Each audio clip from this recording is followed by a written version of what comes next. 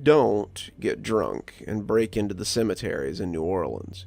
And if you do, don't piss off any of the tombs with a bunch of X marks all over it. I did that 6 days ago, Saturday, and I've died every day since. After leaving the cemetery that night, I stubbed my foot stepping out on the curve and broke my neck on a wall outside a bar. I dreamed of a woman that night. She wore a white dress and stared at me. But I couldn't have dreamed anything. Do the dead dream? Sunday morning, I woke up in my bed with no hangover. I had a clear head, which was rare for me in the morning, but the details of the night before were a little hazy. I checked myself out in the mirror, but didn't see any signs of damage. I remember tripping on the curve, then the wall of the bar rushing up towards me. I was so drunk that I didn't put out my hand to catch myself. Then, only blackness.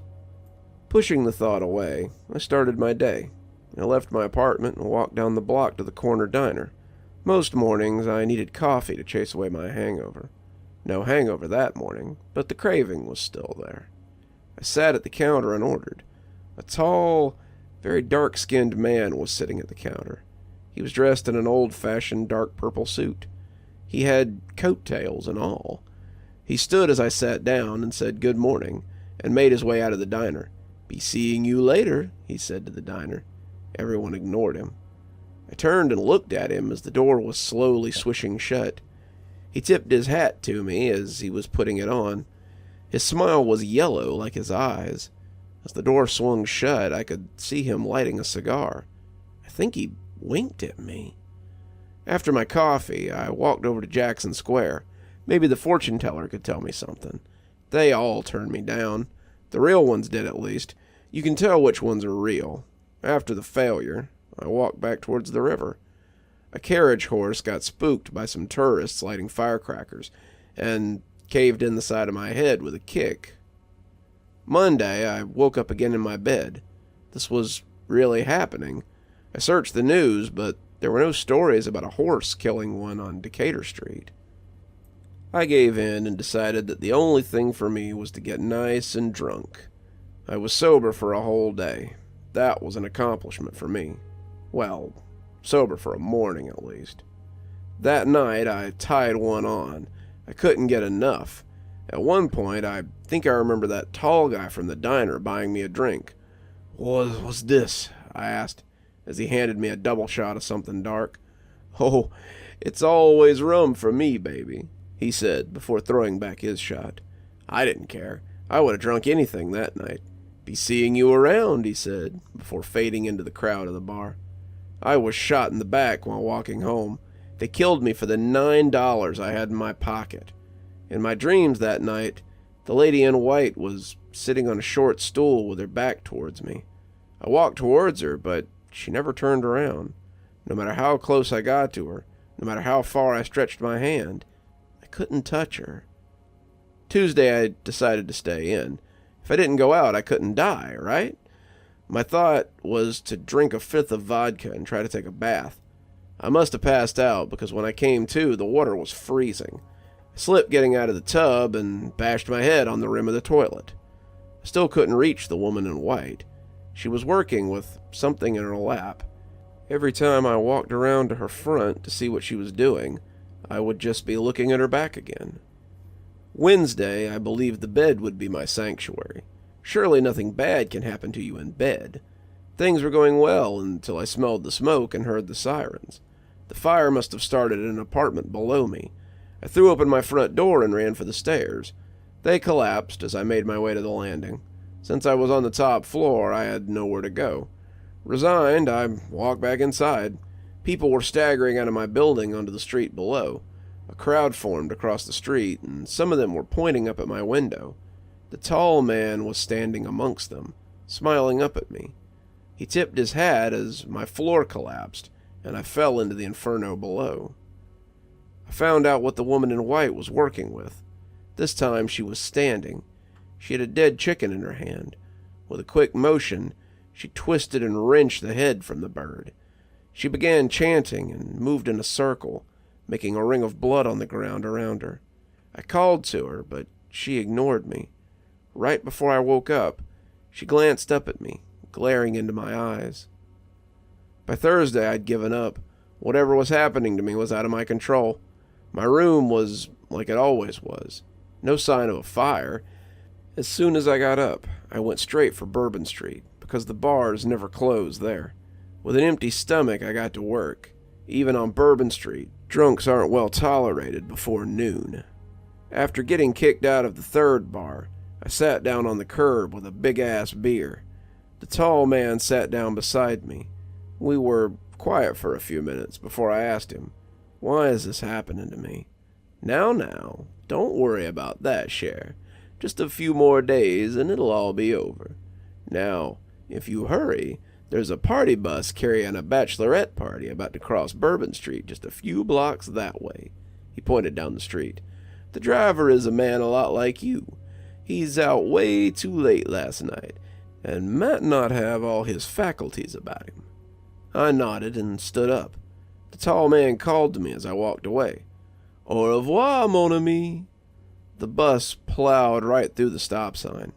He was right. The driver never saw me. The bus squealed to a halt too late, with me trapped underneath. I could smell my skin melting on the scalding undercarriage. The driver ran out and saw what he'd done. He turned away and vomited as the party rushed out of the bus to see what was happening. A pretty lady wearing a sash that read "Bride" saw me and dropped her tall green novelty drink. The last thing I heard was the screams of her and her bridesmaids. The woman in white walked towards me in a dreamy way that night. She held a dusty bottle with no label that was full of some kind of dark liquor. She stood in front of me and took a big pull from the bottle. With a look of disdain, she held the bottle out to me. I reached for it, but she pulled it away and spat the liquor in my face. She began chanting something in French Creole and walked around me in a circle, stopping periodically to tease me by holding the bottle out in front of her. Every time I reached for the bottle, she would pull it away, take another swig, and spit it back in my face. Her chanting continued in between her taunts. Finally, she stopped and stared at me with hatred. "Time to wake up, fool," she said. It wasn't English, but I understood her.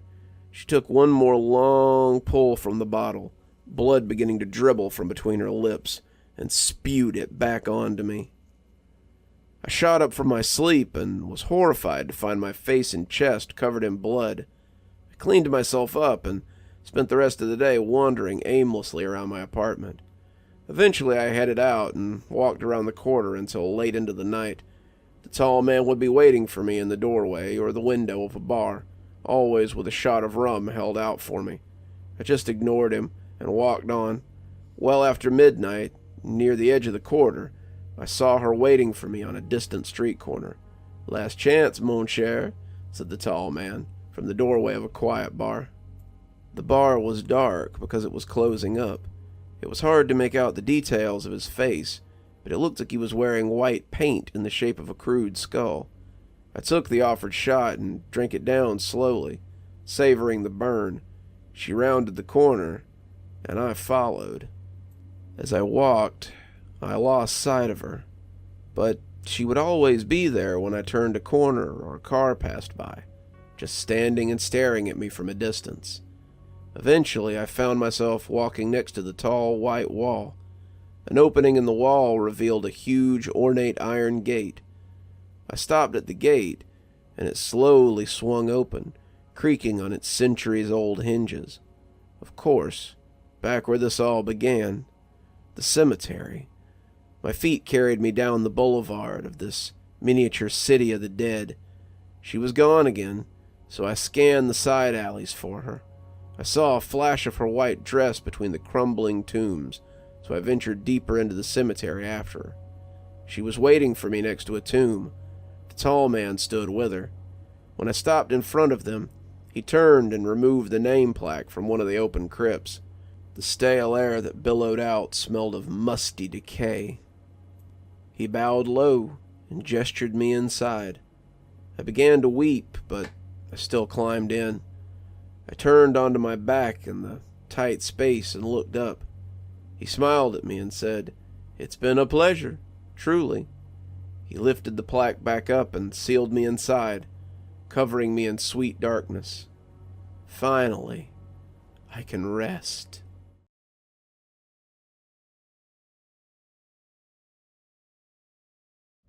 The dispatcher said 2 kids, a boy and a girl, showed up on a lady's doorstep. Lady said the kids wouldn't talk or give their names. She gave them milk and cookies and sent them to rest in her bed because they looked tired. No children had been reported missing, but it was late, so the dispatcher thought the parents probably didn't know their kids were gone. No problem. Not my first call about kids that walked out the front door because they wanted to play. At least it wasn't winter. I drove to the house on the outskirts of Bridal Veil Lake. It looked like another farm sold off for condos that were never built. A bunch of wild fields and dirt surrounded the lady's house. It was remote and dark, and I wondered if she felt comfortable living alone out here. That knock in the middle of the night must have been a shock. I announced my presence and knocked lightly. "Hello?" An old woman, the lady, answered. "Hello?" "Hello, how are you doing tonight, ma'am?" "Been better. They're in the bedroom, sleeping, I think." She stepped inside and let me in.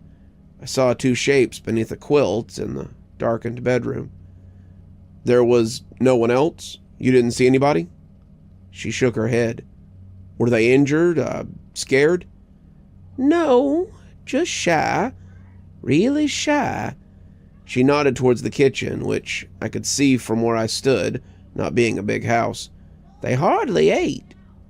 There were 2 neat piles of chocolate chip cookies beside full cups of milk.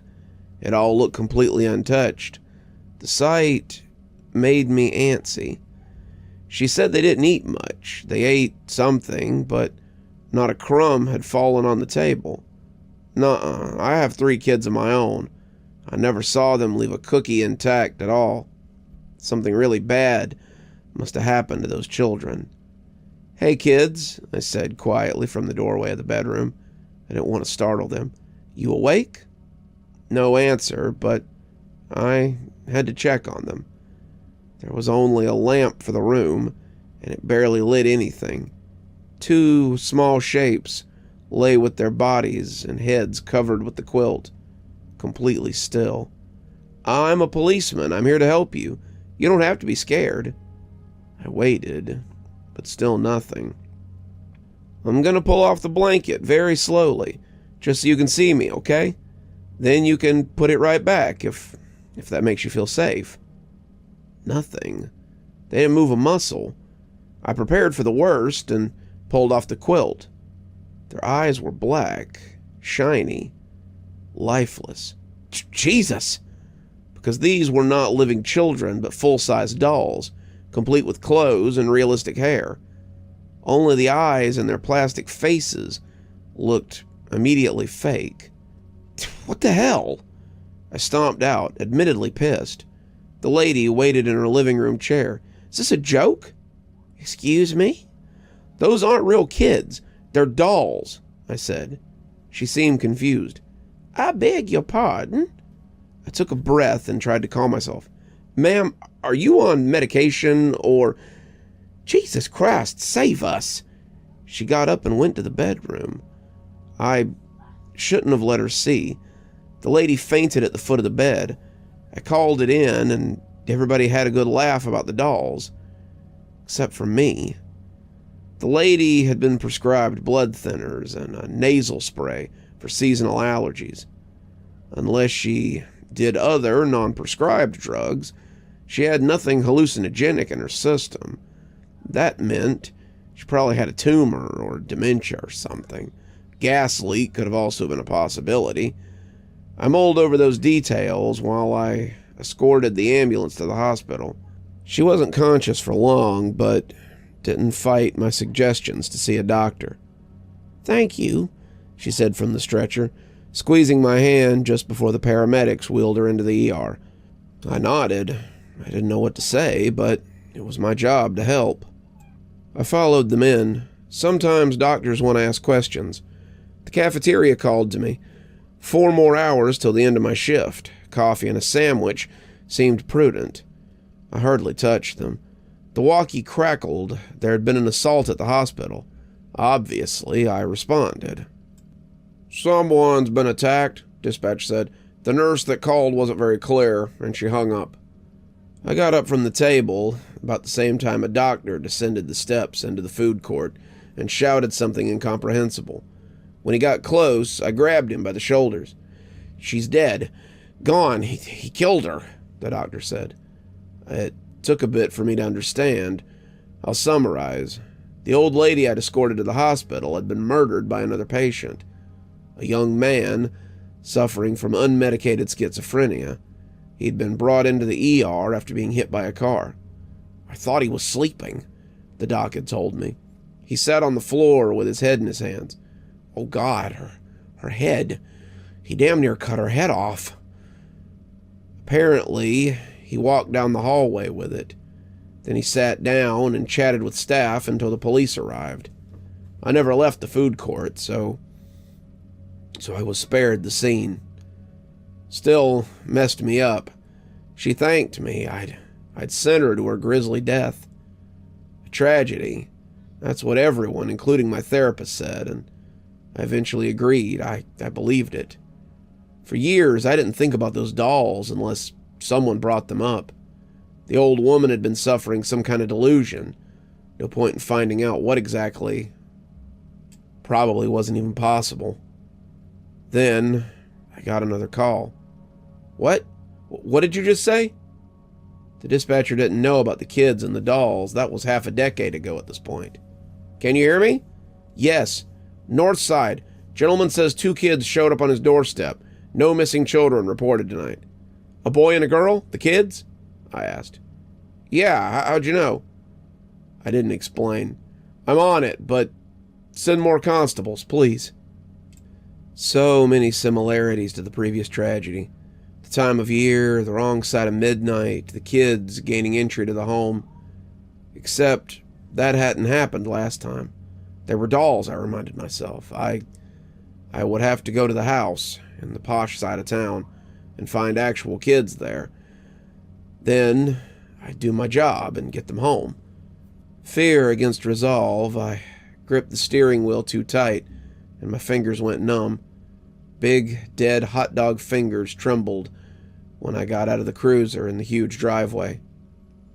No lights were on in the mansion at the top of the hill. I'd hoped the other constables would have arrived, but I was alone again. It took me a few minutes to calm down and not call dispatch for an ETA. As I approached, I could see the front door had been left slightly open. My flashlight revealed a big foyer, enough to fit a house. Since there hadn't been a crime reported, I felt confident to call out to the owner. "Hello?" An echo replied. The place really was that big. "Bridal Veil Lake PD. Your front door's open, sir." I rang the doorbell and waited a bit, but nobody showed. I don't know why I didn't call dispatch or wait for another constable. The only reason I went in, I think, was because I had to know if history would repeat itself. "I'm coming in." Switches were dead. No power. The grand staircase wrapped the foyer in a broad embrace, and in the center, they were there, propped up beside a headless storyteller. At first I didn't understand, and I tried talking. "It's gonna be okay," I said to the headless man. He'd been posed with an oversized Grimm's fairy tale book between his thighs and arms. Before each of the black-eyed dolls, set up to appear as attentive children, a tall glass of milk and a bowl of chips had been placed and left untouched. I choked out a gasp. It couldn't be. It couldn't be. How could the dolls be here? Attempts to draw my firearm and use my radio went about as well as you can imagine. The gun hit the marble floor and I communicated nothing of use to dispatch. Maybe that was good. I might have shot the other constables when they showed up. They found me on my knees and hysterical. I kept pointing at the dolls. They thought I meant the headless victim. "It's going to be okay," one of them said, and It felt like I'd said it, or this constable had been cloned from my cells. Funny the places a shattered mind wonders. Okay? I asked. I don't remember much about that. I went to the hospital. They had to sedate me. I wouldn't stop talking about the dolls. Olive and Matthew, my therapist said. He'd come to visit and explained what had happened. It's a terrible coincidence, he said. Those dolls are the same, yes, from the last incident. Apparently, they didn't belong to the woman who passed. I don't know why this information horrified me. Well, who the hell do they belong to? I shouted. It's all right, he said. It's not entirely what you think. He really pissed me off. Look, just explain it then. The dolls weren't known to the relatives. They claimed the old lady who had been decapitated didn't like dolls of any kind. She found them creepy. Your colleagues put them into evidence for lack of a better option. Then they were sold at auction. And the rich guy bought them. No, but somebody did. And that person, well, they're the killer, I'm afraid. A man was discovered in the mansion basement, covered in blood, with the head of the owner. I thought you said it'd be all right. The man was mentally ill, but he bought those dolls. Maybe he even called about the kids. Do you see what I'm saying? Some kind of copycat killer? He shrugged, his bony shoulders in the tweed coat. It's the only thing that makes sense. Perhaps he knew the other schizophrenic man that killed the woman who thanked me. The important thing to note is that nothing supernatural is occurring. The therapist smiled. What? It's an unfortunate coincidence. I mean, that bullshit smile twitched. I've been around long enough to know when someone's pulling a con. I never thought it was supernatural. Why did you say that? I asked. He chuckled nervously. An unfortunate choice of words. I didn't mean to imply that. How do you know the names? The names? Of the dolls, I said, before attempting to get out of the hospital bed. Handcuffs held my wrists. The sedatives had prevented this observation until the urge to punch the therapist moved my body. What the hell is going on? Why are you telling me this? You're not from the department. What is happening? He backed away towards the door. Calm down. The killer named them. He kept saying the names over and over. The inspector contacted me. She thought it best I talk to you. I agreed, and bullshit. He suddenly went mute, his lips mouthing the words, help me, over and over. His eyes darted to the little window in the door at the same time a shadow passed across his face. The therapist shivered and sniffled back a tear. You should run, he said, his last words. All at once, the man collapsed. What the... Help! Help! I shouted. The nurse came in and did their thing, but he was gone. I asked him if he was gone. They stopped trying to revive him, one of them confirming his death. How had he died? A real tragedy, another unfortunate coincidence. The deceased therapist had an unknown aneurysm that just happened to trigger while he begged for help and a shadow crossed the window. It was all bullshit. I took his advice. After my wife picked me up from the hospital, I told her I'd taken early retirement. She looked relieved until I told her we needed to leave Bridal Veil Lake. I purchased a cottage up north on the Oxbow Lake. My family didn't come. Who could blame them? I didn't think they were in danger until I learned everybody is, and there are no safe places. They came on the third night. At first, the knocking struck too softly. I thought I'd imagined it. Then it became more persistent, more rapid. I didn't move from the recliner or even lower the footrest. I just watched the door and did my best not to breathe too loudly. The knocking continued with desperate urgency. Then tiny fingernails scratched at the door. Soft weeping followed that. A child for sure.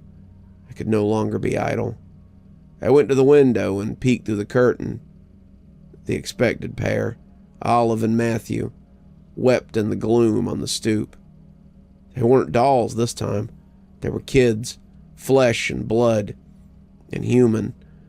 I relented and opened the door. The very image of the dolls looked up to me. Misery and fatigue had captured the innocence from their face. I know what an overtired child looks like. This wasn't that. The little boy and girl hadn't rested in days. They swayed on their feet, avoiding collapse by way of fear or something greater. I just didn't know that yet. I'm not crazy. I don't believe in ghosts or whatever this was supposed to be. I hadn't been drinking anything but pop, and there was no gas leak in the cottage or monoxide detectors would be going off. The kids were real, and they were scared. But so was I. I grabbed their arms and basically tossed them behind me and into the living room. It was dark on Oxbow Lake with a million places to hide.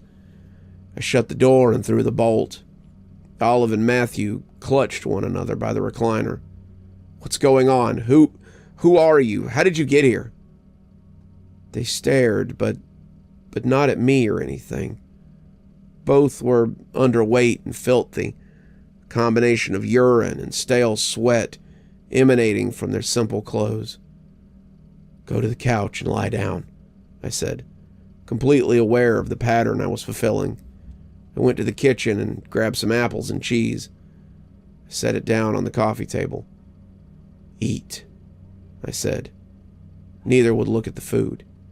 "Eat," I said louder. They had to eat. It felt crucial. If they ate, then they were real, because the food would be gone, and it seemed like tangible proof of our existence. Olive yawned. Matthew's expression contorted with scorn, while his bottom lip trembled. He seemed angry with her. She looked ashamed. Both started to cry again. "What the hell happened to you?" I dialed 911 and went through the process of summoning the police. The dispatcher thought I was crazy when I demanded a severe response. "You'll be lucky to see a constable within an hour, sir," she said. "You're so far away." I couldn't argue with that, but I tried anyway. "I'll be dead before that. Something isn't right." I told her about the dolls and my time with the BVLP. She listened intently because that's what she was trained to do. Talking was good. Talking meant life and focus off of whatever she might believe I could be capable of. The call hadn't gone well. In other words, I'd simply cast myself as crazy, a possibly dangerous suspect. I hung up. Maybe they'd get here fast because of the kids. Maybe I'd be beheaded long before a hope of rescue. The kids leaned into the cushions, closed their eyes, and immediately fell asleep. No bites had been taken of the food. I got my gun from the bedroom. When I returned, the dolls were beside them. All 4 kids could be mistaken for sleeping children. A tall, disheveled man stood by the peeled screen of the open door. Only his fingernails, bitten and jagged, caught the edge of the lamplight. Shadowed lips muttered gibberish at first, but then his words became clear. "Dolls don't eat. Dolls don't eat. Dolls don't eat." I aimed. He lunged, and I fired. He staggered, but not before wrapping his large hand around the barrel of the gun. I put another bullet through him, yet he didn't fall. With surprising strength, he smacked me across the face, and I dropped the gun. He retrieved it, and somehow our positions in the living room were reversed. He stood near the couch. The real kids had run away. Only their simulacrums remained. I stood near the expertly sliced screen of the front door. The man's narrow head resembled a crescent moon. He appeared confused by the blood exiting his body as he struggled to level the gun. I wasn't about to wait around for him to figure it out. I leapt through the open window as a bullet shattered the glass above my head. My ass hit the dirt, and I tore off up the pitch of the forest, figuring I'd hide somewhere until the police arrived. For a while that worked. I lay in the midst of some thorny brush, scratching myself up good, until time enough said the man had to be dead from blood loss.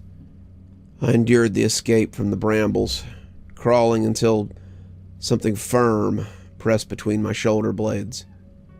"There you are," said a voice, impossibly calm and smooth. "Don't move. I have you. The blade is sharp, and I've done this before." I did as he said, and remained as still as my fear would allow. "Of course, you understand something about it now." When I remained silent, he ordered me to answer, punctuating the request with the tip of his knife. "You make them knock on the door in the night. They're supposed to be like dolls, and if they're not, then the kind caretakers have to die. Olive and Matthew must become the same as their dolls. Exactly the same." "Why?" The knife point penetrated slightly. "That's not for you to know. We're only here because of bad luck. You happened upon 2 instances of the training. They were so little that first time. They're older now, but they don't look it. We don't let them grow much." "You cut off that woman's head in the hospital," I accused. The knife pressure relaxed a little. "Perhaps I was wrong, and you don't get it." But then I did, and resumed tension forced me to reveal everything. "You didn't kill that woman. You didn't kill the rich guy. And you aren't going to kill me." The moon-faced guy had been a ringer for the murderer, just like the other 2. Where did he find so many mentally ill people to take the fall? He'd need access. He'd have to be a doctor of some kind. Or a therapist. "You're alive, so you didn't die in the hospital. No aneurysm. How's that possible? The therapist laughed.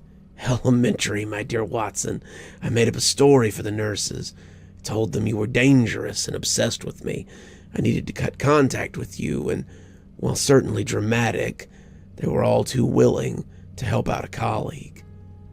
You wanted me to go far away. I hoped you would, but never thought you'd be so dense as to choose yet another perfectly isolated location for me to work. You would have been much safer in your home." I was too scared to feel stupid. "Now, we're going back to see Olive and Matthew. My poor slave is likely dead, so it's my turn to cut, and that's fine. I'm out of practice, and there's no need to rush." "Why let the victims contact the police?" "The children have to see that no one can help them. They're mine. Makes it more fun, too." "But why the dolls? You're leaving a trail." He snickered. "Less than breadcrumbs. Only you've connected 2 of the scenes, and I've left dozens over the years. Granted, the last one was dramatic. I couldn't help myself. I wanted Olive and Matthew to see what happened to good people when they disappoint me." I thought of Olive's yawn, and how hungry they must always be. One of them ate. The knife pierced my skin, and I gasped and writhed. "Dolls don't eat. Now get up, into the house," and the distant thrum of an engine filled the otherwise perfect quiet of the night. Noise travels easily across the water, so we waited and listened. When it became clear that a vehicle was approaching, he drew in a sharp breath and exhaled slowly, calming himself. "Well, someone's coming. It happens." "You gonna kill me?" The pressure of the knife tip evaporated like the presence of the psychotic therapist. I leapt to my feet and threw a wild punch into the dark. Nothing but air swept over my knuckles. "Coward. I won't keep quiet. I'm not afraid." I lied badly. "I'll find you. I'll find those kids. You hear me? I'm coming. Olive, Matthew."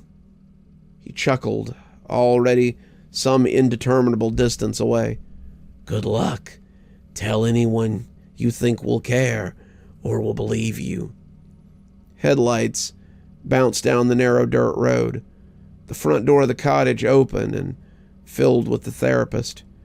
I screamed and rushed him and realized my next mistake too late. The man wasn't the therapist, but an off-duty park warden, keenly aware of his surroundings and the clumsy charge of an old wounded cop. He flipped me with some kind of judo. I landed across the coffee table on the untouched food, facing the black-eyed dolls. A pair of cuffs came next. I ranted about the dolls and the therapist and the children, but to no avail. They found the moon-faced martyr crouched by the broken window. Even dead, he still appeared confused. The warden used his cell to call for more support. The dispatcher had only called him because she knew he lived near Oxbow Lake. I told the story so many times and begged them to look for the therapist and those kids. Hours later, someone must have called him because they came back with another unfavorable fabrication. The therapist had never left Bridal Veil Lake and answered the call from Huntsville police on a landline at his office. He must have drove back, I said. But Huntsville and Oxbow Lake are roughly 5 hours away from Bridal Veil Lake. I'd been questioned for 6 hours. He also told us about your condition. I laughed. Sure, of course he did. But what about the break-ins and the dolls? The constables looked at one another. We asked about that. He says it's possible, perhaps even likely, given your trauma, that you took those dolls from evidence. That's where they were after your last discovery. You had access and a reason to dwell on them. A reason? They were choosing their words carefully. What about the intruder? He's a local, an addict, really ill. He's been arrested for breaking into cottages before. He usually does it to empty ones. You just moved to Oxbow. Even with lights on and the vehicle out front, he probably didn't understand it was occupied. You surprised him. I surprised him? I said incredulously. After more protests, I was released and told to be grateful. An investigation would follow, of course, but no charges laid unless something more incriminating was found. It won't be, I said bitterly. The constable walked me out of the Huntsville station, shaking his head and walking away. Man doesn't know how lucky he is. Before I could object, the door shut. I packed my stuff and raced home. I didn't have my gun, of course, but I figured he wouldn't be armed at his office. If he was, it'd be with a knife. In a fair fight, I'd take it and cut his damn head off. Ignoring the protests of his secretary and the man seated in the treatment room, I found him. He appeared alarmed, scared. What's the matter? What? Didn't expect to see me again? I moved closer to his desk and he stood up, backing away to the large window. We were on the 5th floor of the building. Where are they? Who? I braced my foot against the desk and pushed it slowly until his legs were trapped against the sill. Olive and Matthew. I don't, he yelped when I pushed harder. I swear, the police in Huntsville, they called. I understand something happened up there, but I can assure you, you died in the hospital right in front of me. He looked to the other man in the room, his patient. I didn't even visit you in the hospital. I'm clearly not dead. Your PTSD must have caused a psychotic break and... Liar! We argued more, but the BVLP showed up and I was strongly encouraged to leave, which I did. I refrained from telling him this isn't over, because then I'd be arrested. He already knew. He was counting on it. I went home next and tried to talk to my wife and family. He'd called them first and told them to be careful, told them to call the police if I started behaving erratically. My story, of course, fell into that category. "You can't stay here," my wife said, and it hurt to know that she wouldn't believe me, and never could. I left without argument. He found me later in the park that night. The nervous demeanor had been left behind for his patients and the rest of the world. He lit a cigarette and asked if I wanted one. "You son of a bitch," I said. He exhaled a plume into the air. "So now you understand." "How I'm about to kill you? Sure." I had nothing to lose. "They're dead if I am," he said, completely calm. "Seems like I'd be doing them a favor." He pulled a small pistol out of his coat. "No one would be surprised if I carried this and shot a crazed attacker." "What do you want?" I had nothing left to give him anymore. "No one gets away. They have to know." "So, you gonna kill me?" "Eventually, yes. I will come and we'll finish what we started. They'll knock in the night and you'll answer the door, let them in, and offer them food. Which they won't eat," he nodded, "because they're dolls." "If they're not by then it'll be over. I'll find others, but I think they'll do fine." "Tell me why you're doing this. I'm as good as dead anyway." He held his cigarette in clenched teeth, and then he smiled. "You'd be shocked how much one will pay for a doll of mine. Quite shocked indeed." "That's not why you do this," I said. Not enough of me remained to shed a tear. I felt hollow, dead already. I couldn't be shocked anymore. When they knocked, I would open the door. I'd try to help them, though it seemed futile, and failure was almost assured. He backed away until confident that I wouldn't follow. I stayed in the park the rest of the night, but moved into the motel where I currently live the next day. Now I wait. I'm typing this out and putting it out there, so maybe when I'm gone, when I'm headless, someone will look for those poor kids and give them something to eat. That's my last low hope, at least.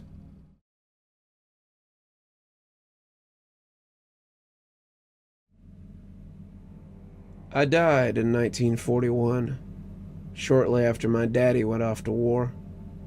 I was just 15 and already sick when he was drafted. I think Mama knew I wasn't going to make it, and she begged Daddy to find a way out of the draft. I don't know if he tried or not, only that he left, and then I died a few weeks later. Mama took it hard. I watched her fall apart from behind the walls of our house. It was, at one point, a nice house. Then the letter came, saying that Daddy was killed by a Nazi's bullet.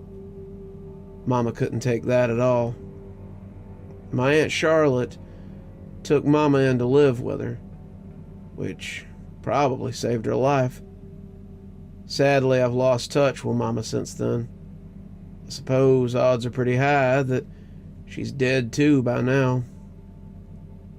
I think all the heartbreak around Daddy and me dying trapped my soul in this old house.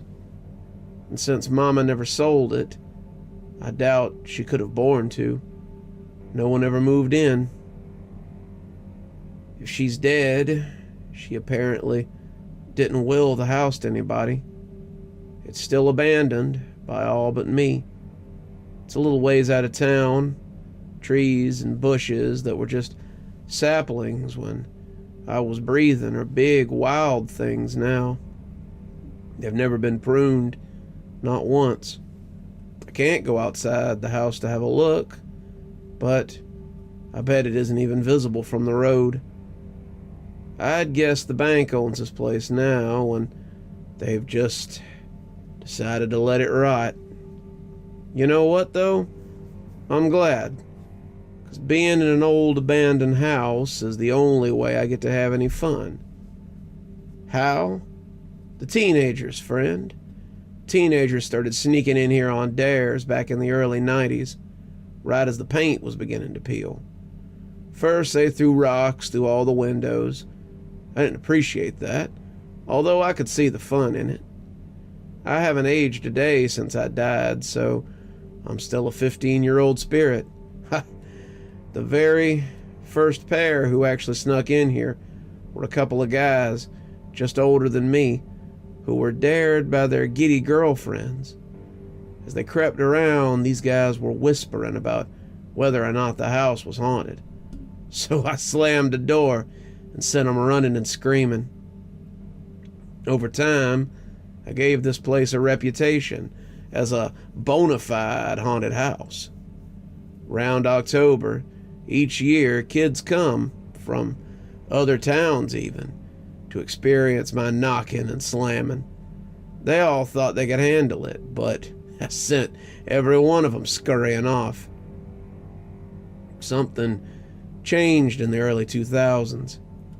The teens started seeming less afraid of me, more curious.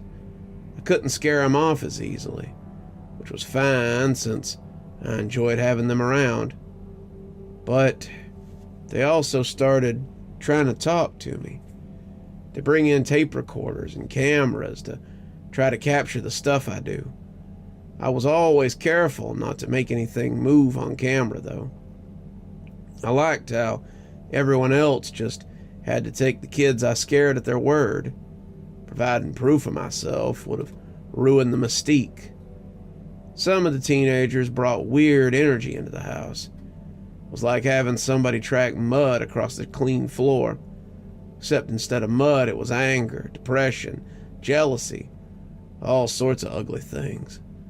One thing you learn when you're dead is emotions are very tangible. They have a charge like a magnet or a battery. The right charge gives me energy, makes the house sort of hum. Some of the teens call it the house's aura or vibe. But if you bring the wrong charge in here, something too negative, it messes everything up. I feel tired. The house feels older, and sometimes I can sense things moving outside. I don't mean outside like in the yard. I mean outside my spiritual periphery. See, ghosts like me are not the only type of spirit.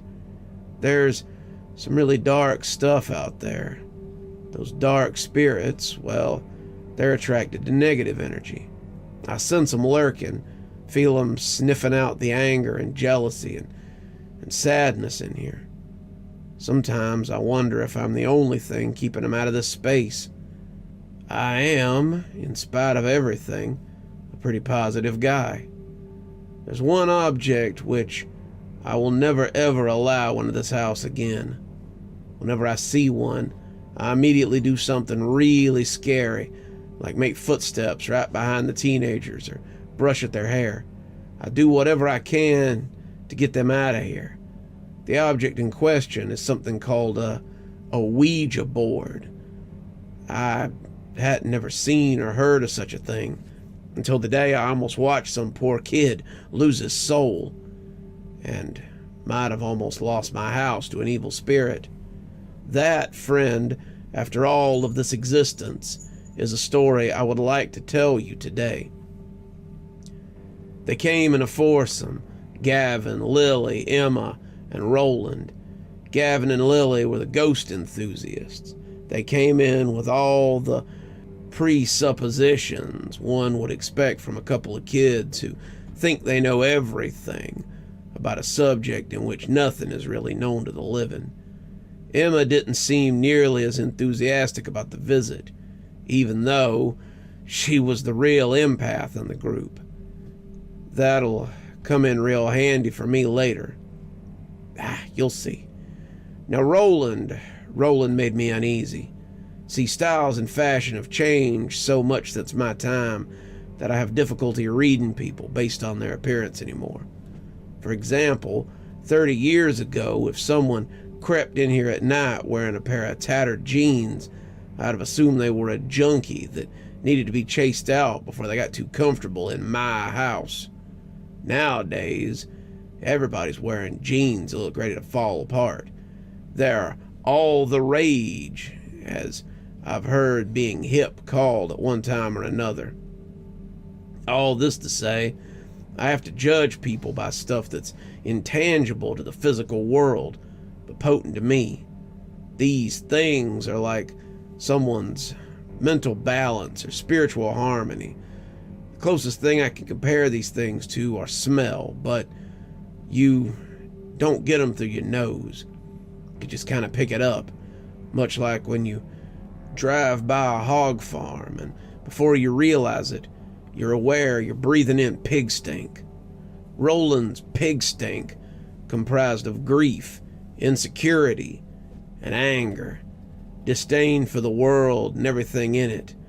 I'm not a psychic, but I assumed right away that Roland had lost someone very close, probably recently. Roland had the spiritual posture of someone who's been personally insulted by death. The foursome crept around for a while, and I let him be. I wanted to feel him out.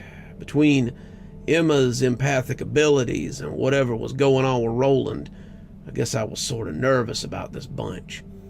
Eventually they went upstairs and ended up in my room, of all places, the very room in which I died back in 41. That's when Lily pulled out the Ouija board, and I studied it while they all got comfortable, but I didn't really understand how it worked. Not until Gavin put this little triangle on the board that he called a planchette. Seeing the hole in the middle of the planchette, I understood how the letters on the board were laid out for spelling. The corners designated for yes or no. I found it a little strange that the board had a space for goodbye, but not one for hello. Anyway, I've become a master of suspense over the years, so I let the group play for a few minutes without a response. You know, what finally made me move the thing was that I wasn't sure I could. I wanted to find out.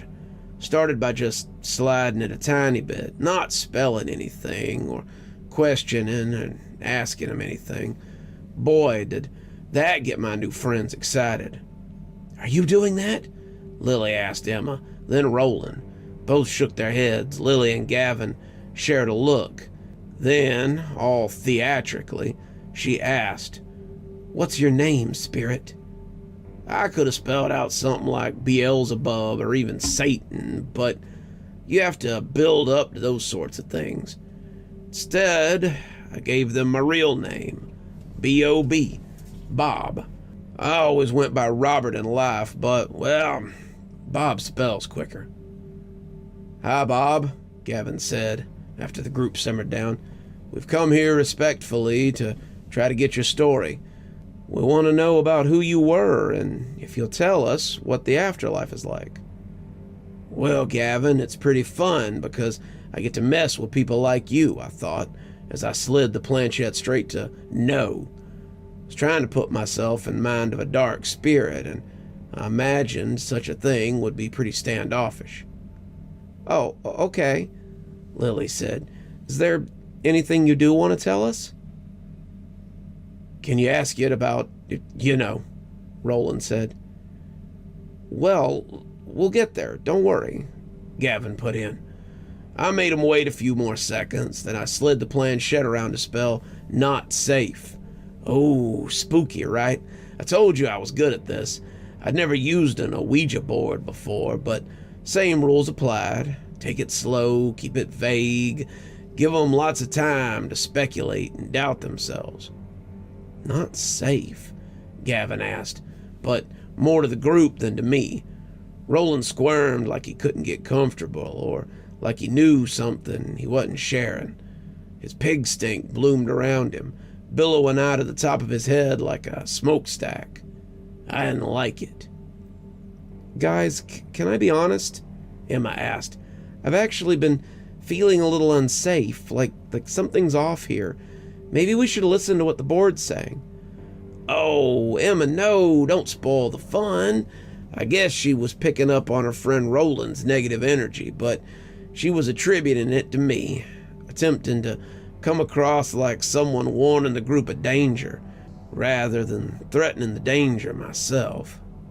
So I moved the planchette around to spell trapped.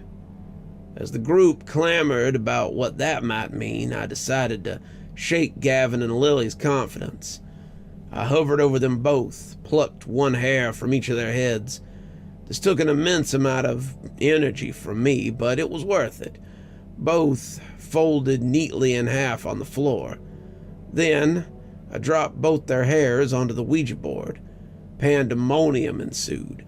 Gavin jumped to his feet. Lily slid back, elbows tripping. The other two stayed put, but sat up, stiff as corpses. All four were shouting and cursing and swearing. Do you want to hurt us? Emma asked, and dang it, I would have slid it to yes when they all touched the planchette again, if anyone else had asked, but I couldn't do that to poor Emma. I liked her. She seemed sweet, and the fact that she had a connection with the spirit realm, well, reminded me of how it felt to have my crush assigned as my lab partner in high school. It didn't mean anything was going to happen between us, obviously. That would be ludicrous given my terminal case of death, but it made it feel more possible, I suppose. Like I said, I'm still 15. I slid the planchette to no. Can I ask something? That was Roland. Gavin gestured at him to go ahead after he sat back down. Have you been following me? Before I could answer, I felt myself pushed backwards by a soft but unmistakably powerful presence. The room's weight suddenly doubled. I'd never felt anything like this before. I'll never know what the living teens felt, but they all removed their hands from the planchette and leaned away from the board at the same moment. I stretched forward to move the planchette, realizing only later how that might have been the scariest thing I did that night. They all sat transfixed as I pushed the planchette around to spell careful. I wasn't trying to scare them, but I did worry a healthy dose of fear might be appropriate. I sensed movement from Roland's direction. He was looking down, staring at his own chest. Emma watched him closely. I believe she sensed what I saw. A shadow copy of Roland stood, rising from his body. At full height, he protruded from the boy's shoulders and neck. It stood well over 6 feet. It looked directly at me, held my gaze as it metamorphosed. Besides bearing Roland's general shape, it looked nothing like him. It was absolutely inhuman, with cheeks so thin and sunken I could see its jagged teeth outlined beneath the leathery skin. The eyes which held me were sunken far into the skull and as small as BBs, but they glowed brighter than anything else. The thing's smoky claws now commanded the planchette. Remember, Roland had asked the board if he was being followed. I was going to answer no before I was forced away by the new dark spirit. The dark spirit dragged the planchette towards yes, causing an anxious stir amongst the teenagers. It spelled safe now. The dark spirit's paper-thin lips parted slightly, and I could see pointed teeth as black as the rest of it. Okay, that's good, Lily said. It says it's been following you, but that you're safe now, so that must mean it's like protecting you.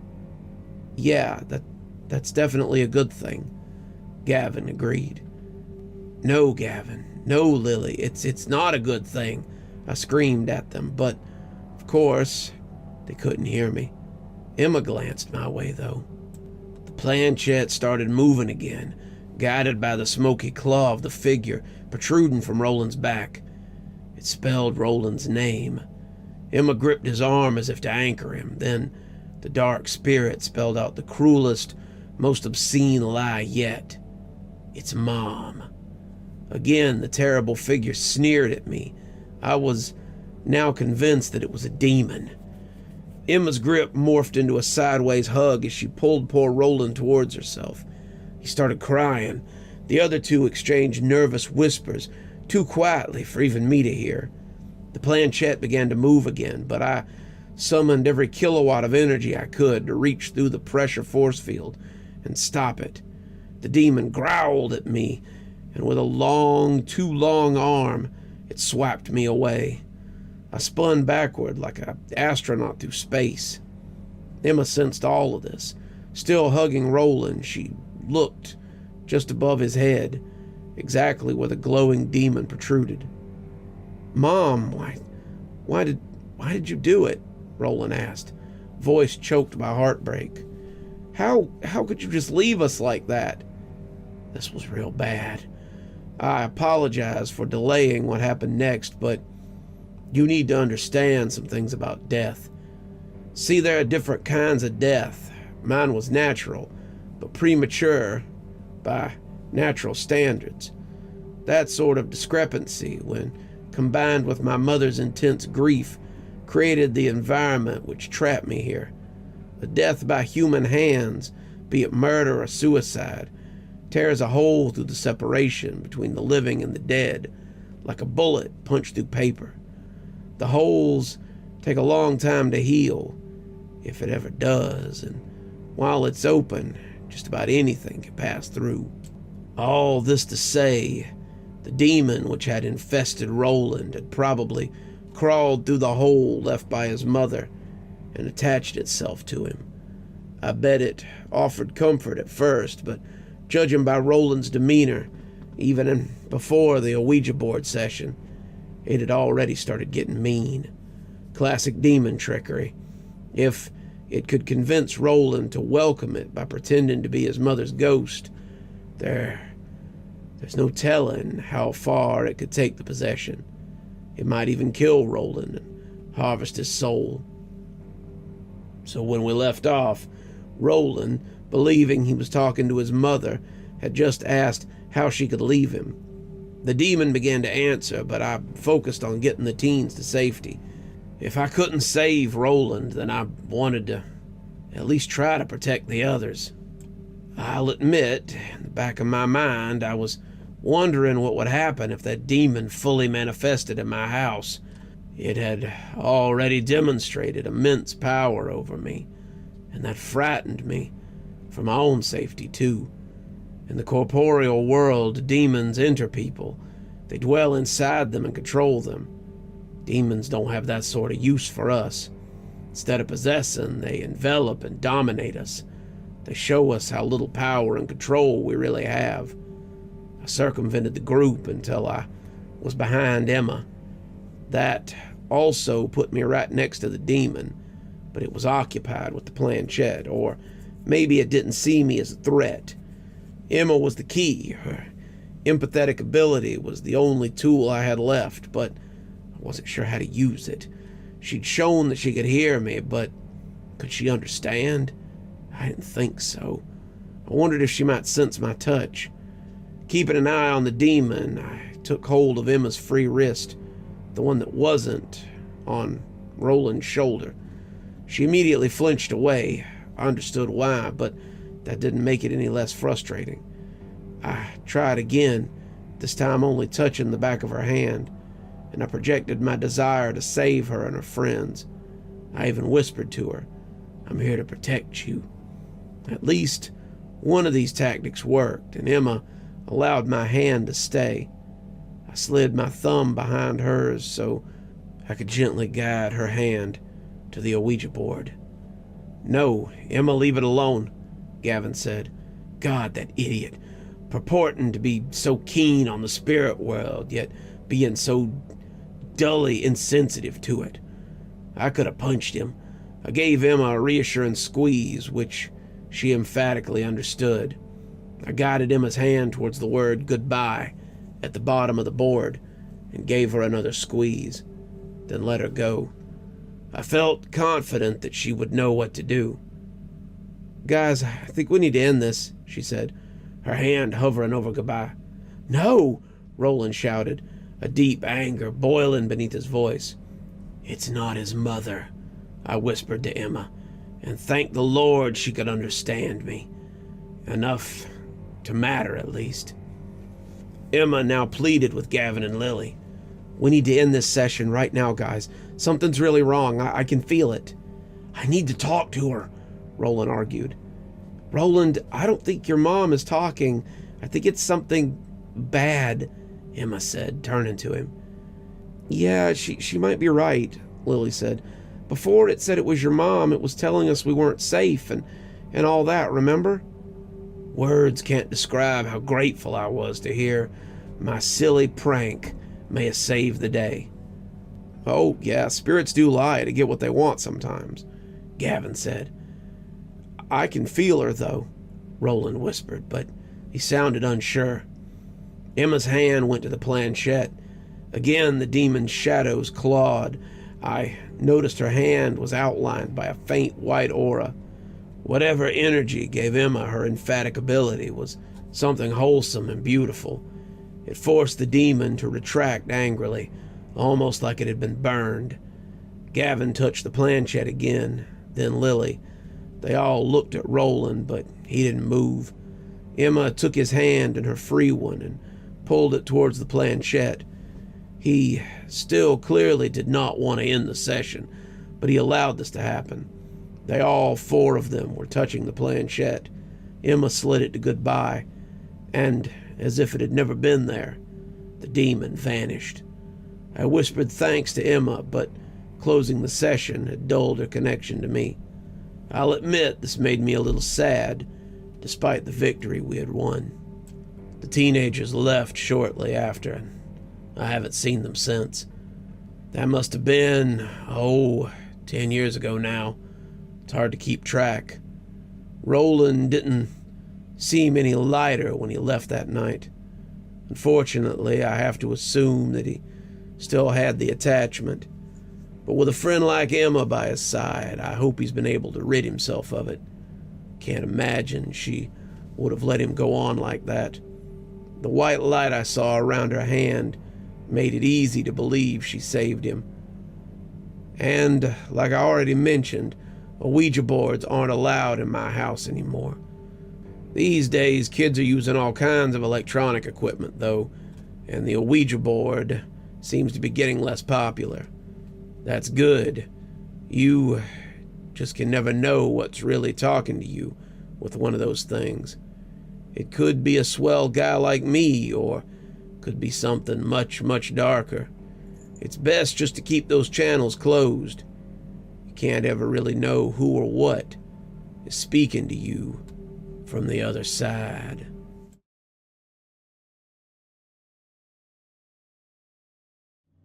I work as a part-time contractor, specializing in flooring. It's good, fulfilling work for the most part. I learned the trade from my cousin, and it supplements my day trading income.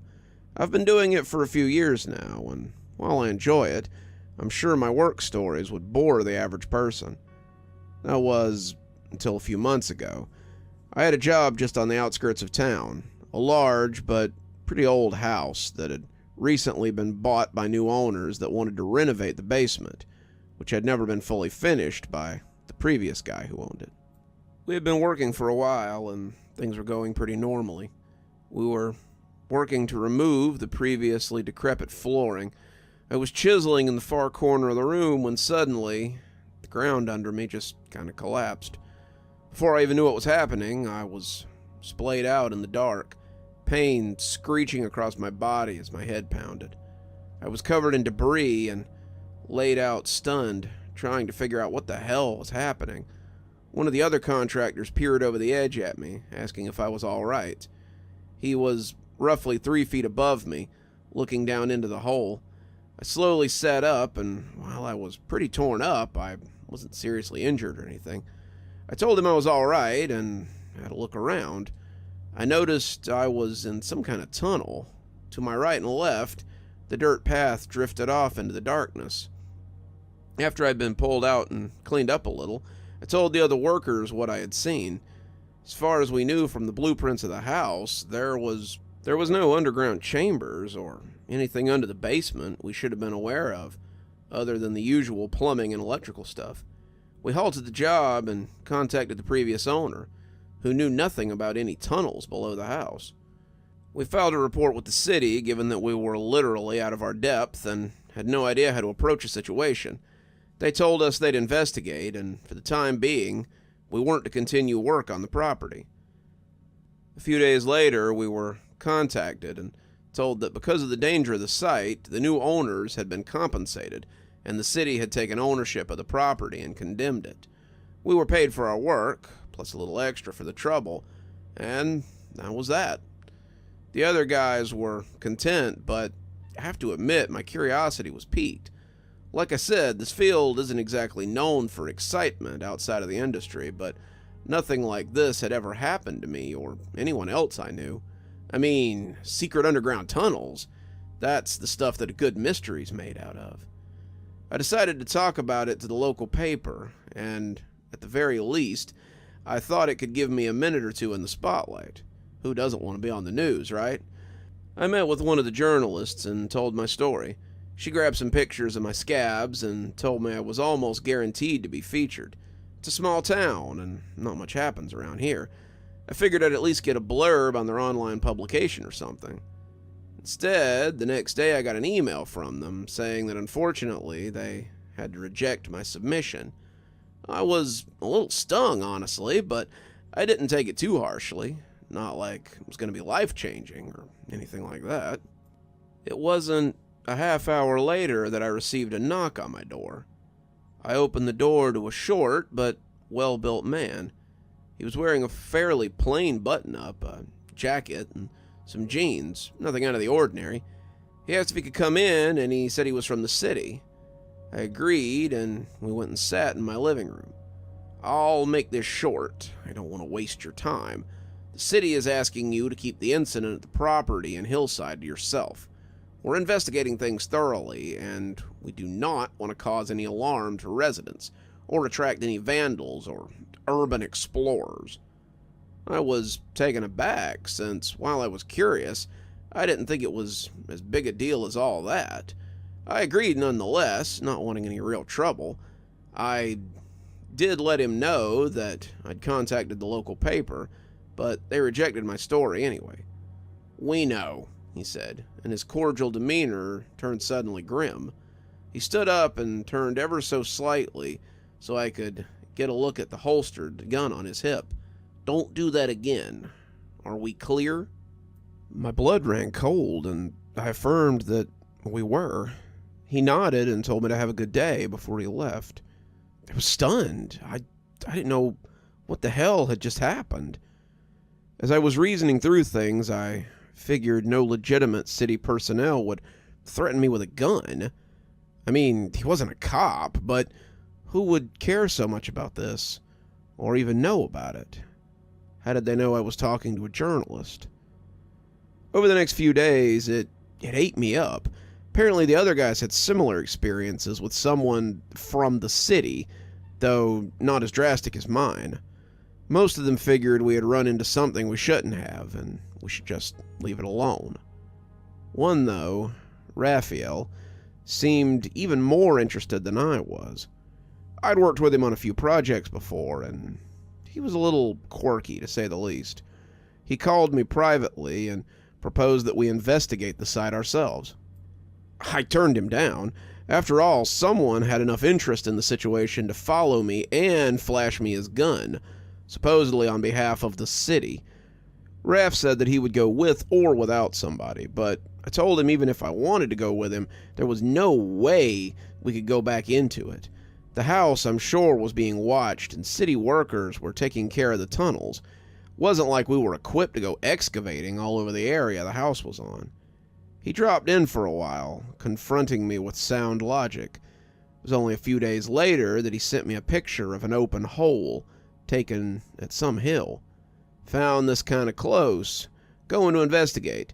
Text you when I'm out," the message read. A pit grew in my stomach. Surely whatever was going on was far above our heads, and he was taking a big risk being nosy.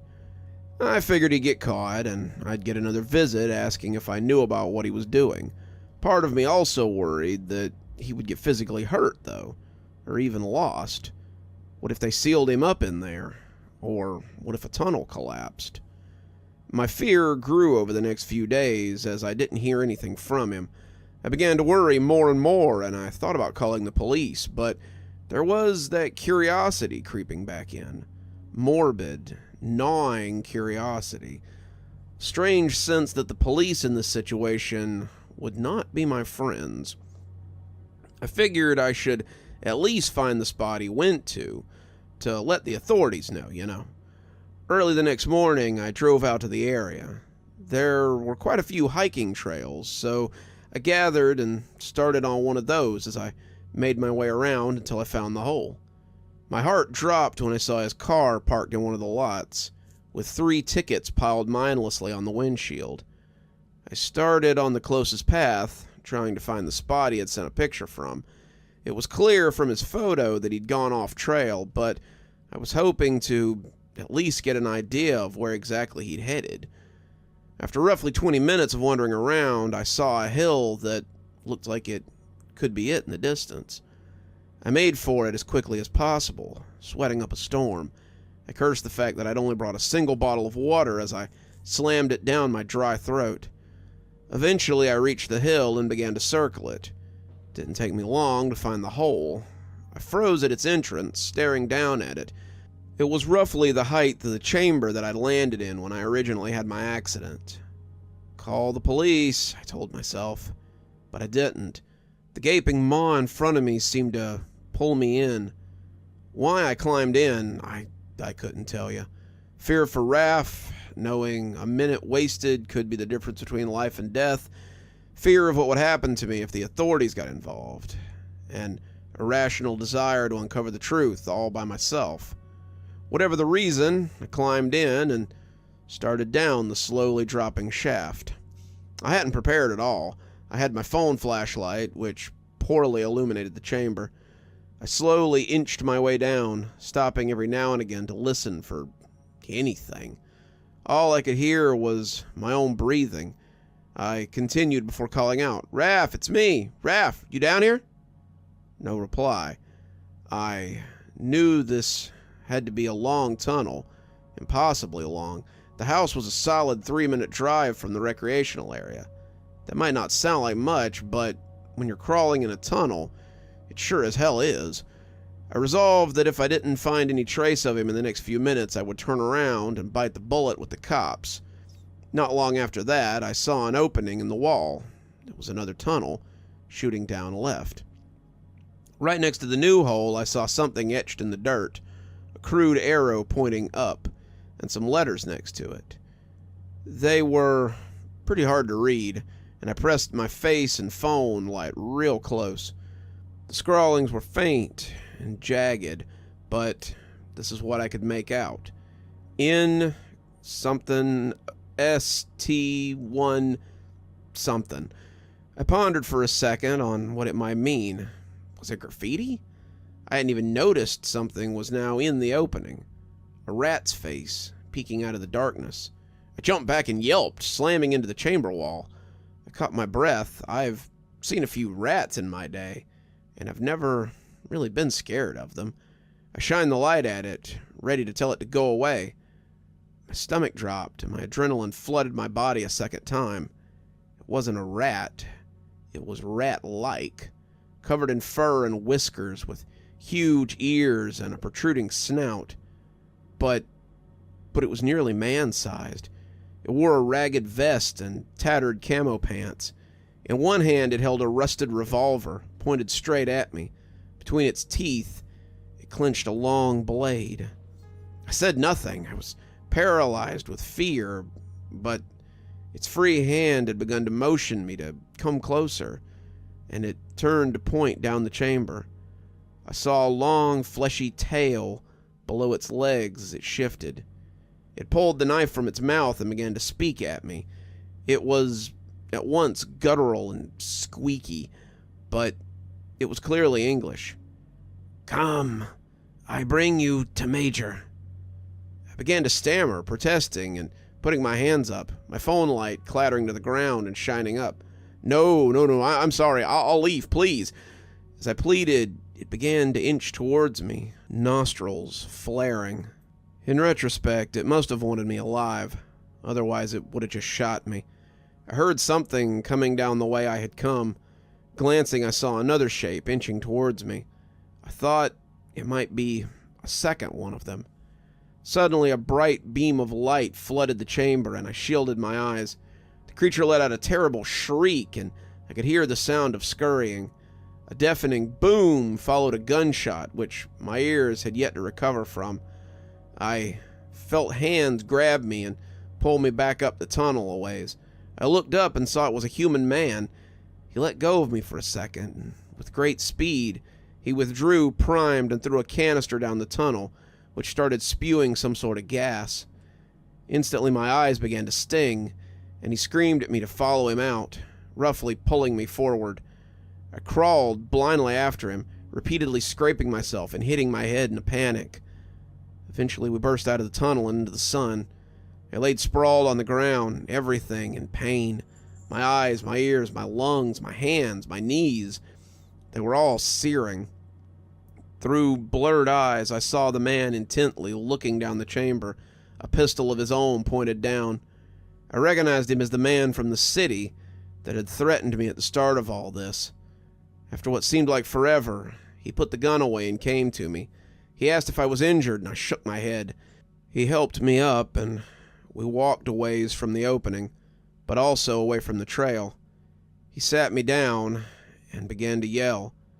"I thought I was clear that you were going to drop it," he said, burying his face in his hands. "I messed up. I should have trailed you longer. I thought you were done with this." I said nothing, and he turned to me with an intense look on his face. "Why were you out here? And who knew you were here?" My friend, my work buddy, Raph, he went down there. I hadn't heard from him. He worked with me at the job." His face went pale. "He went down there?" I thought that guy was going to be less problematic. This is bad. This is really bad. He took a deep breath, and after a moment of collecting himself, he spoke. "Forget about him. Forget you ever knew him. No, to hell with that. I'm already screwed. My superiors are going to crucify me. I'll tell you this. Forget everything. Your job, your apartment, anything you have here. Get the hell out of the country, and don't tell anyone where you're going, because I'm sure I'll have to testify. Don't ever speak of what you saw. I'm not saying this to cover my ass. I'm as good as dead, but if you want any chance of having a normal life after this, go somewhere quiet. Start fresh. Leave this all behind you, and do it quick." He stopped talking and pulled out a radio.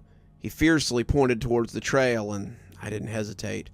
I went all the way back, hopping into my car, and drove straight home. I sat for a while, stunned, before slowly grabbing some important things. My cousin Dave had a place down in Mexico, a majority of the year. Although I lost my personal phone, I still had my work phone, and I got a hold of him. I didn't tell him much, just that I was in trouble, and I needed to get down there as quickly as possible to figure out my situation. After he verified that I hadn't killed anyone or anything like that, he agreed to help me make arrangements to get out of here.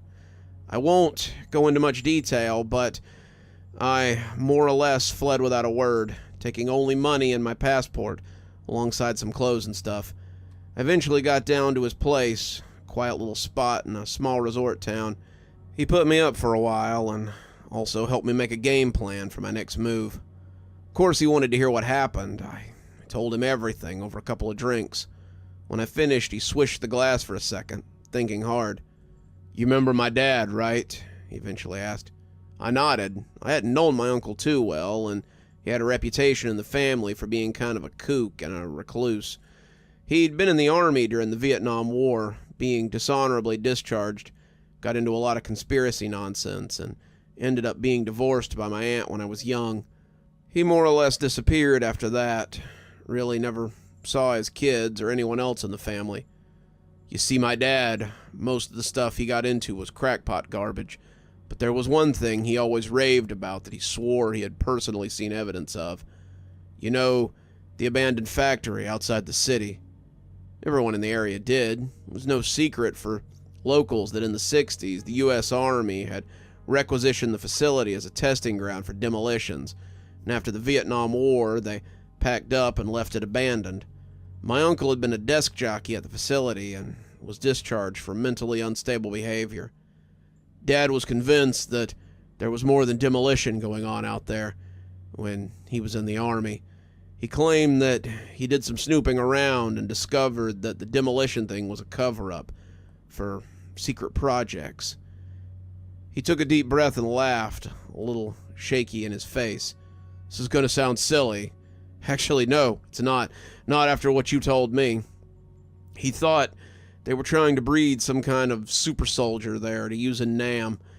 He was part of logistics and said they were always discreetly bringing in all kinds of lab equipment alongside the normal stuff. There was one shipment he caught a glimpse of, and he said there was a bunch of pet supplies for rats. He got this idea that the Army was attempting to splice rodent DNA into troops. You know, because of all the Viet Cong tunnel systems and the tunnel rats. He thought they were trying to take it a step further, literally making soldiers with rat DNA to infiltrate the tunnels. The story was that when he tried to bring things up, they dismissed him, till he attempted to expose things himself and got himself caught and discharged on a faulty psychological ground. Given how he was, we always figured he was kind of crazy, and that they were probably in the right. We both sat in silence for a little while, and I strangely started to laugh. Guess he wasn't so crazy after all, then. Once I got set up, things were okay for a while. I found ways to apply my skill set to my new area and work jobs to get by. No government men came after me, and I had more or less made it out, free and clear. Why am I posting then? Well, I'm not sure. Just like my decision to enter the tunnels, it's undercut by that lingering sense of curiosity. I can't say I want to be found, but I almost do. It's lonely, and I've got no one to share this experience with out here. I'm wondering what all ended up happening. My life is kind of dead end now, working just to pay for the basics. How do you go back to normalcy after something like that? I'm sure this will end up across somebody's radar. I don't know if I'll end up with a bullet in my head in the middle of the night, or me taken to some kind of secret interrogation facility or what, but I feel compelled to share, and I accept whatever fate is coming my way.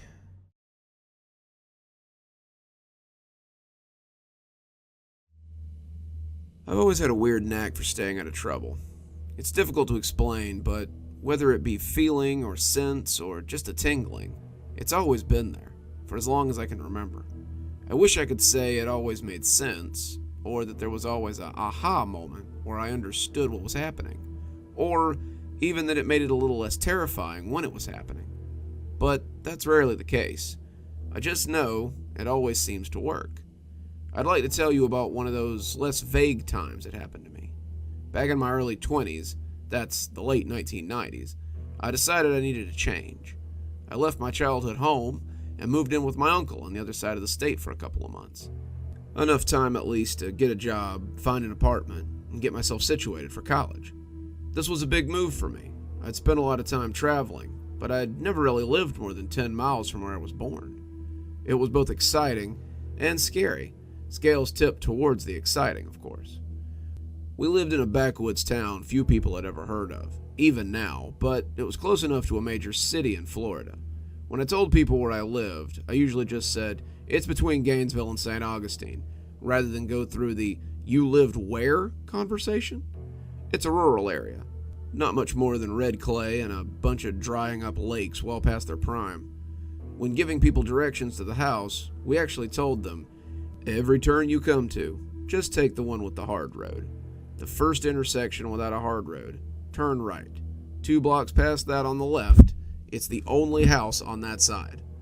I don't think I ever even learned the names of all the roads on the way home. I just aimed for the hard roads. The house was pretty secluded. I don't think there was much neighborhood behind the house, just woods. The property sat on an intersection of clay roads, with woods across the street to the front, and one side of the house. The other side was an empty lot, and then, you guessed it, more woods. I remember it was a pretty big yard, maybe half an acre or so, completely enclosed with a chain-link fence. The house sat right in the middle of the property. If you walked to the front edge of the yard inside the fence, you could see the neighbor's driveway a little farther up the road on the other side. My uncle loved the place, not being able to see or hear anyone in any direction. I thought it was creepy as hell. It was a small house, 2-bedroom, 1 bath. The living room had 2 exit doors, one to the front and one to the side. Each led out onto the large front porch. Look, I know it's not a good thing, but I'm a smoker, like a freight train kind of smoker. It's a family thing, an unhealthy curse handed down by each generation.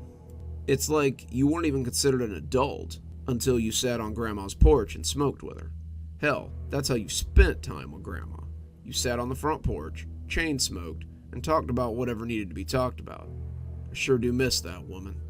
I've never cared for smoking in the house, and my uncle was trying to quit, so we set up a little smoking table and a couple of chairs on the front porch.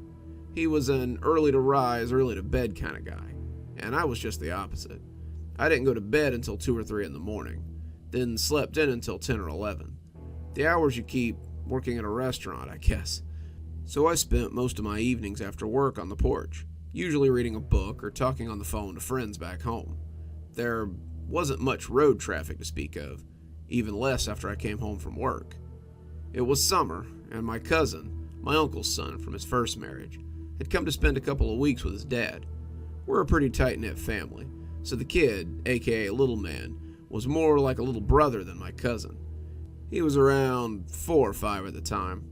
The house only had 2 bedrooms, so we set up a pallet of blankets on the floor in the living room for him. I made a fort of it every night before he went to bed, stretching a sheet between the couch and the coffee table over his head. There were big windows next to either of the doors, and the blinds were old and kind of dog-chewed, so we liked to be covered up at night. I wasn't sure if it was so he could see outside, or that he was worried something on the outside could see him. Either way, I could sympathize. On this particular night, I put him to bed and retired to the front porch. I called a friend of mine back home and proceeded to talk the night away. Kind of weird, the things we did before cell phones. We actually talked to people. I miss it sometimes. It was a typical warm southern night. Mid-80s temperature, not a breath of a breeze, and humid as all get out. Nights out there could really go either way. You either had a cacophony of frogs, crickets, katydids, and the occasional alligator, or worse, you damn near couldn't hear yourself think over all that silence. The chorus of nightlife was going strong that evening, which is actually pretty cool. If you've never heard it, each type of insect, critter sings together, matching the rest in volume and cadence. And then, one crescendos, briefly shutting out the others before going back to rejoin the chorus. Every so often, you'll hear a couple of competing soloists, duelists maybe, louder and louder until one wears out. It's mostly background stuff, and you usually tune it out, but it's neat to stop and listen. Until it just stops. That was how it started. I'm talking on the phone, mostly listening, honestly, and the critters are singing in the background. I remember feeling just the briefest chill, not enough to really notice at first, and then everything went quiet. It didn't fade or lower in volume. It stopped. The chill settled in. She was still talking. I could hear her voice in my ear, but I wasn't listening anymore. I was staring into the wooded lot across the street. There wasn't anything to see over there, but I couldn't stop looking. I don't know if it was my uncle, a previous owner, or maybe the county, but there was a sodium vapor street light in front of the house, just outside the chain-link fence, a little to my right as I stared out there. It gave a decent amount of light to the front of the house, and was really nice when you were bringing in groceries after dark. But this night really underscored my issues with the light. The bulb itself was mounted directly to the pole, rather than extended away from it. An extension of some type would have provided a little more light in every direction. At least I think so. The way the bulb housing hugged the pole itself, though, hard shadows ran behind the pole across the street, complete darkness spreading in a, 90-degree arc behind the light pole.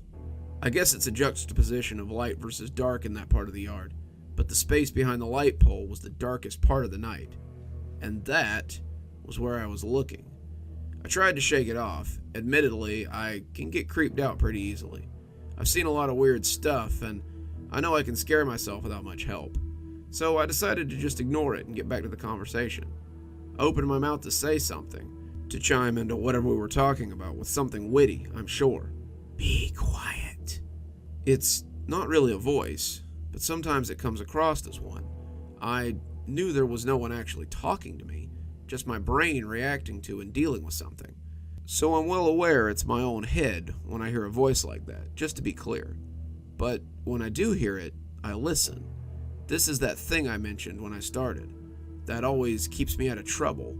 It wasn't the first time I had heard it. I could hear my friend going on through the phone in my ear, but it was distant. I could also hear something from across the street. This was the summer of '98, just remembered that. And it was a North Florida summer marked by droughts and fires. The underbrush was dry and crisp. Something over there had just taken a step through it. I didn't really know what to do. I could feel my heart beating in my temple. It felt like something was looking at me, right through me, in fact. It was uncomfortable, and more than a little evasive. I didn't like it. I wanted to go inside. Don't move. Okay, we aren't moving. Check. Done. She was telling me about a new restaurant back home, how she and a few of our other friends had been there and liked it a lot. I needed to go when I came to visit, and she stopped by to see my mom the other day and had a great time at the house. It can hear her. A dry twig cracked under its weight. I couldn't just hang up on her. If I did, she was going to call back. It struck me as a very bad thing to have the phone ring while I was out here. My hand was shaking, holding the phone to my head. Wendy, I have to go, I whispered to her. She meant to say something else, but I cut her off. That thing is happening right now. I have to go. Something's out here. I'll call you later. Be careful, she said, and hung up. She and I were close friends, have been for years, and she knew what I meant. I clicked the phone off and put it on the table. It was one of those big curled cordless models with the stubby little antenna. I remember them being very popular back then. Worried she would call back, or I'd be killed because of some weird wrong number call at 2 o'clock in the morning, I flipped the ringer off. Another step from across the street. Then another. It was walking faster now. It was definitely closer than it had first been when I heard it. I braced myself, ready to jump up from the chair and run in the house. Don't! It's watching! So I didn't. I listened. I can't even explain how much I wanted to just up and run right then. There was an exhalation. I didn't really know how to explain it. Not a snort or a grunt, but a hard exhalation, then a scrape, and another step. Get inside! I damn near turned the table over as I jumped up from the chair and ran for the door. It was only a few steps, but it seemed like I'd never make it. And it really didn't help that I could hear the thing across the street breaking into a run. Twigs and branches snapped and crunched. Something broke over there, I guess as it ran through the brush or a low-hanging branch. Now it was out of the woods. There was a thumping as its feet hit the hard, baked clay of the road. Right as I made it inside and got the door shut behind me, I heard the clang of the chain-link fence as something hit the top rail, surely vaulting over the top and into our yard. Lock the door. I'd barely twisted the deadbolt on the door when a voice came again. Turn off the light. The only light in the living room was from a weirdly elaborate light fixture attached to the ceiling fan. I called it the Venus flytrap for the strange, flowery stained glass petals surrounding the bulb, which always tinted the light to a pale green. I grabbed the pull cord and killed the light. Slam! Something hit the door from the outside. It sounded like whatever had been running at me just headbutted the door. That was the picture in my head, at least. I don't know how I didn't make a noise. It scared me half to death. The blinds shook in the window beside the door, a dry, rustling sound as they rubbed the wood on the frame. Hide! I thought about going in my room, which was the furthest point in the house from the door, but my cousin was sound asleep in the living room. I wasn't about to leave him out there by himself, but waking him up seemed like a very bad idea. Another angry pounding against the door. The blinds shook. I wondered how securely fastened they were to the top of the frame. What if they fell? What if they fell off the window, and I ended up face to face with something outside staring at me? All I could think was, if that happened, the street light might be to its back, lighting up the house, and I wouldn't be able to see it with the light in my eyes. I don't know why I even thought about that, but it scared the hell out of me. I got down on the floor and climbed into the fort we'd made earlier, between the couch and the coffee table. It seemed as good a spot as any. Little man stirred a bit, and I settled next to him, but he didn't wake up. More banging on the porch, sounding like the table was being dragged and pulled away from the wood floor over there. Another bang, and under all of that, the best word to describe it, breathing. It was somewhere between a snort and a growl, something out of breath. A quick snarl punctuated by more banging furniture. It slammed into the door again and growled. To say I was scared was a monstrous understatement. I didn't know what the hell to do. What if it stopped hitting the door and started hitting the window? The voice in my head was quiet, though. As much as I could, I just trusted it would be saying something if there was anything I could be doing. And I laughed at myself for waiting on the voice in my head to tell me what to do. I probably didn't laugh right at that exact moment, but you get the idea. It jumped off the porch. I don't really know how to explain that sound, except that you could feel its weight on the wood planks out there, and then it wasn't there anymore. Straining my ears to hear something, anything, all I could think was that it was finally gone. It was going to leave us alone. Slam! This one from the door to the side of the living room. I didn't hear it over there before it hit the door. I think I might have yelped or something when it hit. Little man shook a little, but he was still sleeping. A couple more scrapes and bangs outside, and now it was panting. Again, I'm wondering about that window. It felt like luck that it hadn't hit it from the front porch. Too much to hope for that it wouldn't find the one on the side porch. But it didn't. Maybe a minute or two later, or really my perception of time is so screwed up that it could have been half a minute or half an hour. It was just gone. I heard it jump down again. Its breathing faded. I braced myself for another bang, but all was quiet. I don't know how long I laid there, hugging little man to me, not really sure who was comforting or protecting who. I eventually fell asleep, waking up to the smell of breakfast and coffee. The previous night came back to me pretty quick. I was happy to see everyone up and around. Both my uncle and little man were up and around already, and I felt more than a little silly for climbing under the blanket fort in the living room. My uncle just grinned at me and said he'd slept in the living room with the little guy a few times himself. I went for the door, really needing that first smoke of the morning. It felt like I had earned it after last night. Little man stopped me on the way out.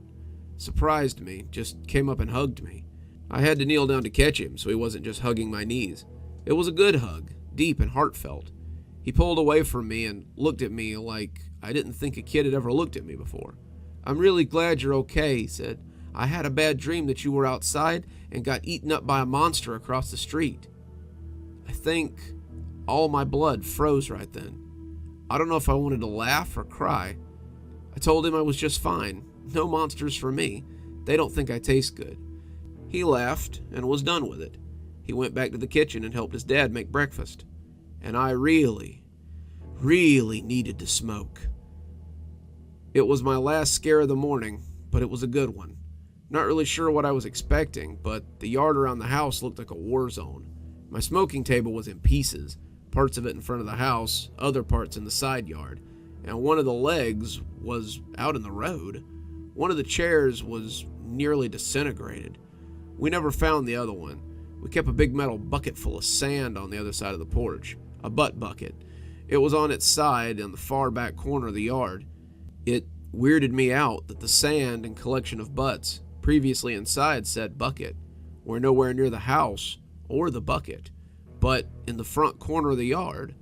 No matter how many times I've thought about this, that part never really made any sense. How did that thing get the bucket to the backyard? Why were the contents dumped in the front yard? What the hell was it that it could have carried the bucket to the front yard to dump it in the first place? My uncle saw me checking out the yard, came out in the front porch to join me. I remember he whistled when he came out, surprised to see the yard. It's funny now, and I think I nervously laughed then. He asked if I was throwing a party after he went to bed every night. He cocked an eyebrow at me and rubbed at the fresh dent on the front door. Not quite. I wasn't sure what to do. Still, so I told him everything that happened the night before. To be honest, I really thought he was going to laugh at me, make fun of me for overreacting, and I was never going to hear the end of it. He didn't, though. Instead, he told me he'd had a couple of weird things happen to him out there too. Said it really bothered him to come home after dark, that he hated not being able to see across the street because of that street light, and that he'd seen things on the edge of the fence, but mostly across the street. He went back inside and he showed me where he kept the 2 rifles and the handgun, well out of sight, but within easy reach in a hurry. And I really wish he'd stopped there. I think it's something else though, he said. Whatever it is out there, it feels smarter than that. I think it knows us. I don't think I'll ever forget him saying that. I tried to get him to say more, but he wouldn't. And he wouldn't speak about it again. I was only there a couple of more weeks, thankfully uneventful weeks. When I left, I never went back to that house. Something about it after that night just didn't feel right. I wish I had more to tell you, or a better explanation for what exactly happened that night. But that's how it happened.